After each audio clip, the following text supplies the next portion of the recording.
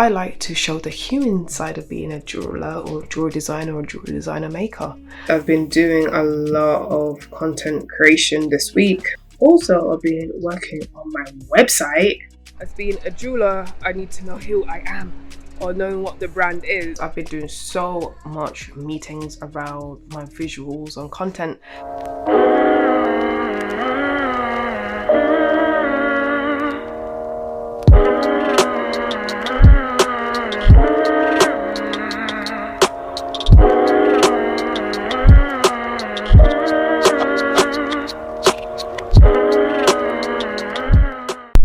Hi, my name is Kassandra Lauren Gordon. I am an award-winning jewelry designer and artist.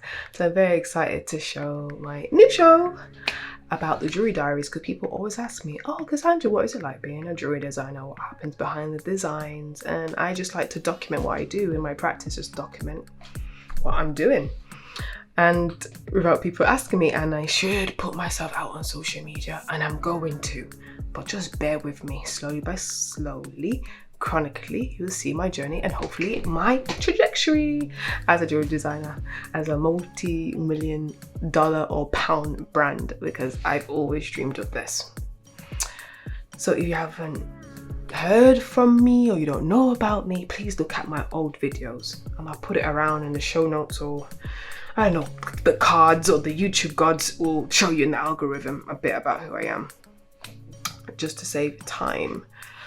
And I know with a lot of jewelry channels, people love to see the making and all that kind of stuff, but there's so many jewelry channels doing the same thing. So I like to show the human side of being a jeweler or jewelry designer or jewelry designer maker, and let you know that I'm self-funded. I don't know anyone in the jewelry. I stumbled through the jewelry. It's a lot of expensive mistakes. I'm just into just loving jewelry and just making it and somehow fumble through, but do it with grace. And I know that you might be thinking, Kassandra, what are you going to talk about today? Why is it important to you? You might be a jewelry designer, or you just love jewelry. You're a jewelry connoisseur, and you just want to know just behind the scenes of what's happening. So this is what the Jewellery Diaries is all about. I'll just tell you something. When I was a jeweler, I thought I'll be at my bench and I'm just making, just living my life, just making stuff. And I thought most of my time I'll just make stuff on my bench, and I'll go to a market or I'll go to a shop and it'll just sell. And doing jewelry for a very long time, especially when I do fine jewelry, you can't just make jewelry and sell. Well, some people are very lucky, but I'm not so lucky. If I'm doing my own designs, I have to really think about researching, because what happens, you make the jewelry, you think, oh, it's amazing. People say, you just do what you love. You do what you love, and it's in your house, and you're just like, that's nice. But I like other people to love what I love and do what I love too.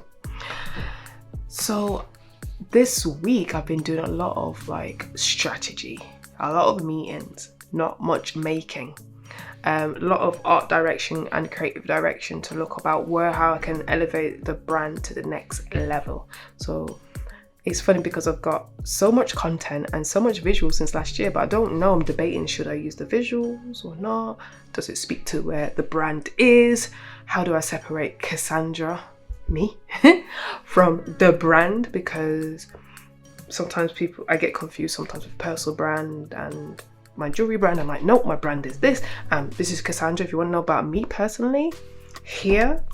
And I've got my website and my other things what I do, but Kassandra Lauren Gordon as a brand, the jewelry brand, I've got to make it tight so people understand what I'm doing visually, my messaging and everything. So it's been a lot of doing that. And then last week was a lot of content as well. I've done a lot of content related things for the Black Creative Handbook, which I feel it kind of goes with the jewelry, but kind of not. It's about creativity, using your voice to help others. That's one of the brand values what I have. So if you want to follow the Black Creative Handbook, please follow. So you will see what happens this week in the jewelry world. As you can see here, I've been doing a lot of content creation this week. This is not jewelry related, jewelry kind of related, but creativity cannot be stopped. You just got to multitask and just move on. As you can see, I'm setting up for the podcast in the evenings. Usually I do podcasts and I'm just testing in the studio, aka part of my bedroom. Also, I've been working on my website. Listen, yeah, there's some minor changes. I still got things to do, but this girl is a one-woman band. She's got to do what she can, do a little, do small, make big changes. And also, for my personal brand, I've got my personal website, which is out there in the streets, where I do my extra creative stuff there. So if you want to look there, have a look.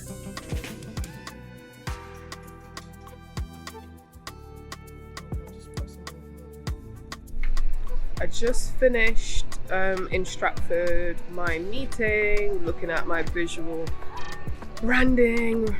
As being a jeweler, I need to know who I am, or knowing what the brand is. I think people know my values and who I am as a person, but the person and the brand, it's two different things. Two whole different things, right? So that's where I'm at.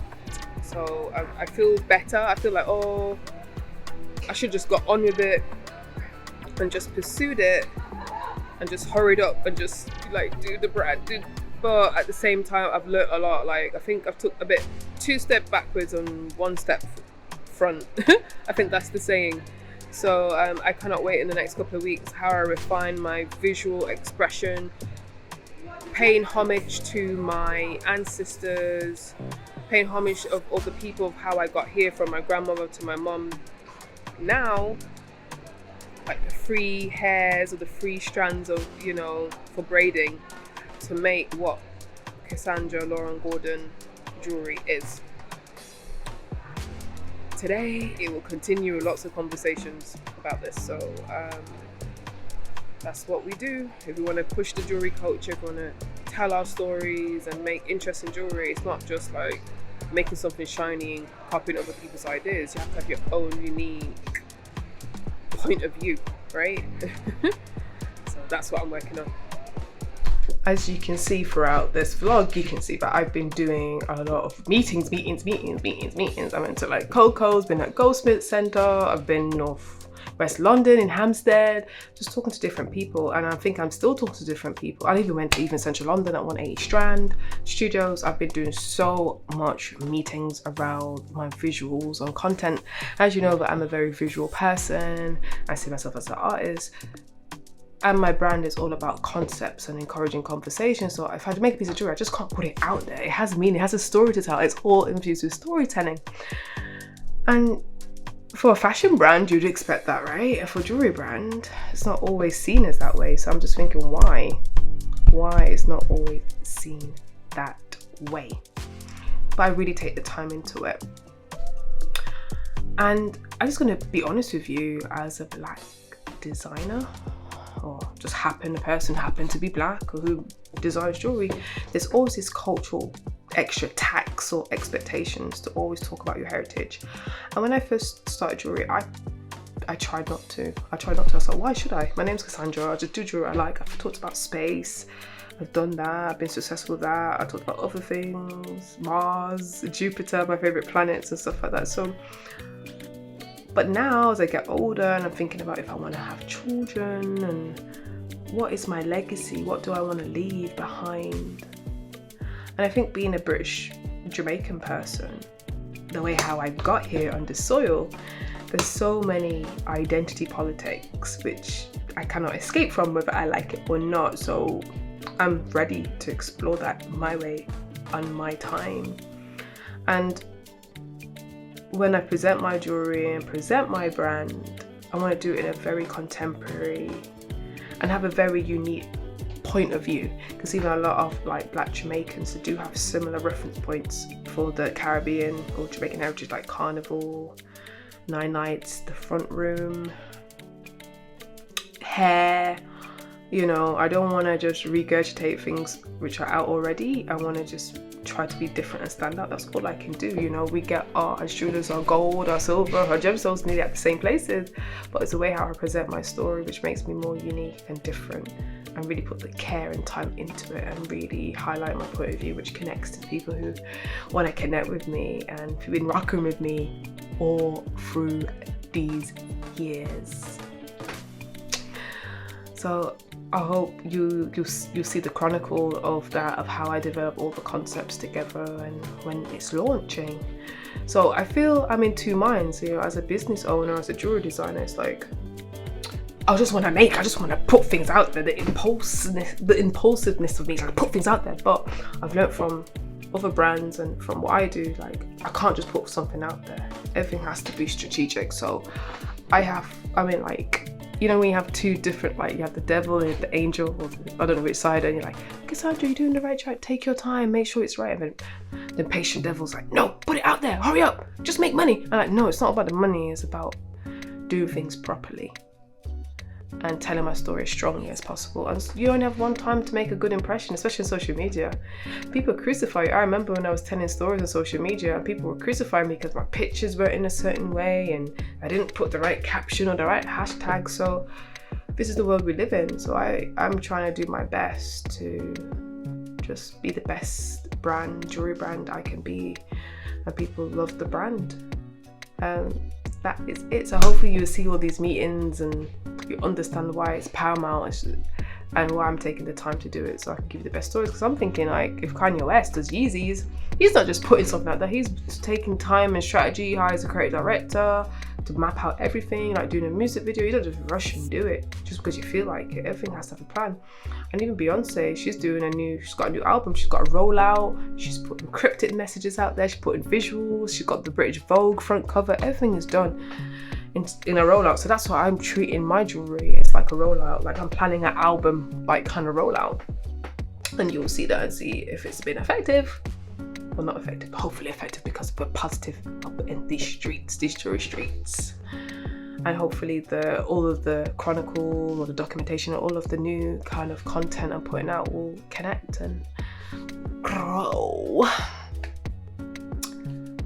Let's see more.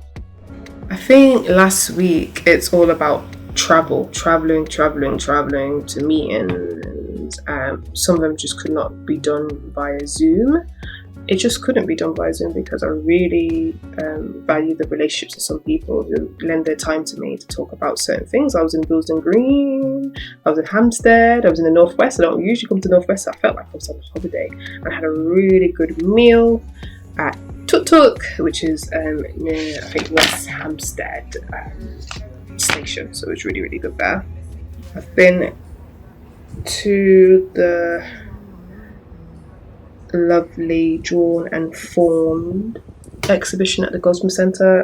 I'm based there usually Monday to Friday, just working on my own stuff and developing and meeting good goldsmiths, and it's been really good for me. I've been there for like a month now, so I go mostly in the week, just sorting myself out. I have the gold membership, so it's really cool to meet other goldsmiths and, you know, really enhance my skills and my knowledge in the jewelry sector.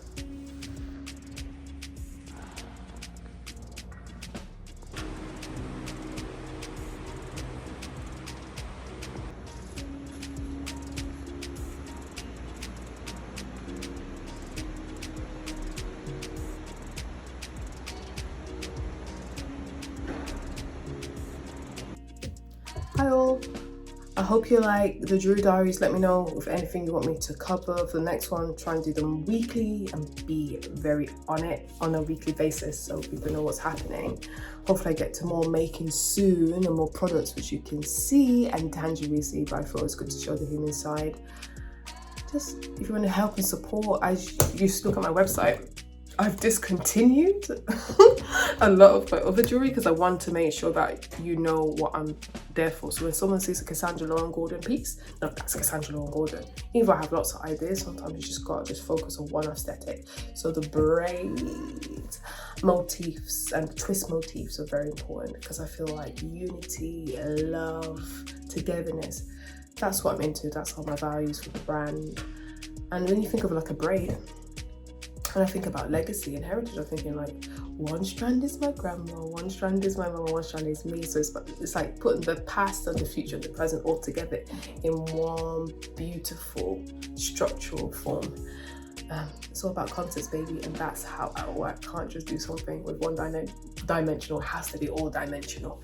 When people get a piece of jewelry with me, and when someone has a piece of jewelry, which is mine, it's something that can be passed on and hopefully seen as future heirlooms. So I hope that helps, and please subscribe, tell people about my jewelry, the podcast, follow, love, say hi if you see me.